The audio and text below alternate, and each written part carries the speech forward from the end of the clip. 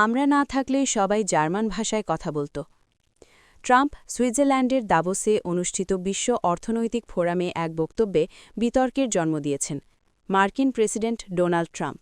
ভাষণে তিনি বলেন, যুক্তরাষ্ট্র না থাকলে ইউরোপের মানুষদের এখন জার্মান ভাষায় কথা বলতে হবে।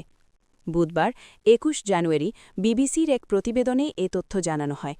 প্রতিবেদনে উল্লেখ করা হয়, জার্মান ভাষা সুইজারল্যান্ডের ৪টি সরকারি ভাষার মধ্যে সবচেয়ে বেশি ব্যবহৃত হলেও ইউরোপের বিভিন্ন রাজধানী, বিশেষ করে ব্রাসেলস, বার্লিন ও প্যারিসে ট্রাম্পের এই মন্তব্যকে অপমানজনক, আধিপত্যবাদী এবং তথ্যগতভাবে ভুল হিসেবে দেখা হচ্ছে।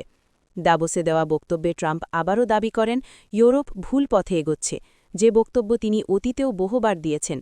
তবে ইউরোপের মাটিতে দাঁড়িয়ে মিত্র ও বন্ধু দেশগুলোর সামনে এমন মন্তব্য করায় এর প্রতিক্রিয়া আরও তীব্র হতে পারে বলে ধারণা করা হচ্ছে।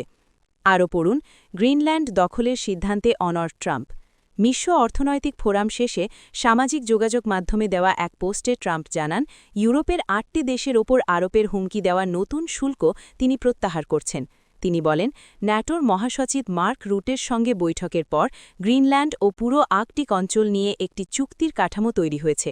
বিবিসি জানায়, এই কাঠামো কিভাবে গ্রিনল্যান্ডের ওপর সরাসরি মালিকানা অর্জনের ক্ষেত্রে ট্রাম্পের আকাঙ্ক্ষা পূরণ করবে তা এখনও স্পষ্ট নয়। এর আগে ঘোষিত ১০% শুল্ক আগামী ১ ফেব্রুয়ারি থেকে কার্যকর হওয়ার কথা ছিল। ডেনমার্কের পররাষ্ট্রমন্ত্রী লার্স লককে রাসমুসেন কোপেনহেগেনে সাংবাদিকদের বলেন, ট্রাম্পের ভাষণের পর এটি স্পষ্ট যে তার উচ্চাকাঙ্ক্ষা এখনও অটুট রয়েছে। তিনি সামরিক শক্তি ব্যবহার না করার বক্তব্যকে আলাদাভাবে ইতিবাচক হিসেবে দেখলেও সামগ্রিকভাবে উদ্বেগ প্রকাশ করেন। ন্যাটোর এক মহাপাত্র জানিয়েছেন, ডেনমার্ক, গ্রিনল্যান্ড ও যুক্তরাষ্ট্রের মধ্যে আলোচনা চলমান থাকবে।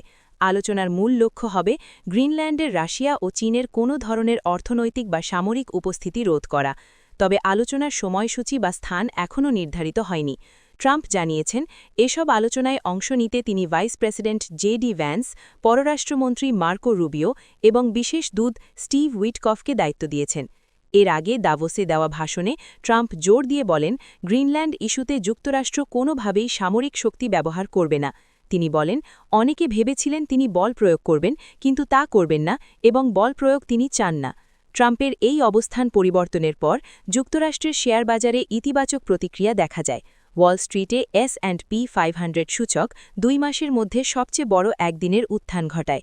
তবে ইউরোপীয় কূটনীতিকদের মতে ট্রাম্পের সুর কিছুটা নরম হওয়ায় তাৎক্ষণিক উত্তেজনা কমলেও গ্রিনল্যান্ডের মালিকানা ও ভবিষ্যৎ নিয়ে মূল বিরোধ এখনও অমীমাংসিত রয়ে গেছে।